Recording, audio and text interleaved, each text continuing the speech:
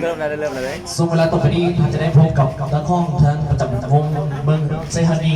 วงดนตรีใหญ่เขามีวงดนตรีไฟสีมีคนหลังปิ้งไก่นะเพื่อนร้านบุญนะว้ายคนนี้แหละพบกับนักร้องท่านทีมงานวงดนตรีชาวแคมป์เมืองเด้อเบาปั่นลูกในบ้านเด้อ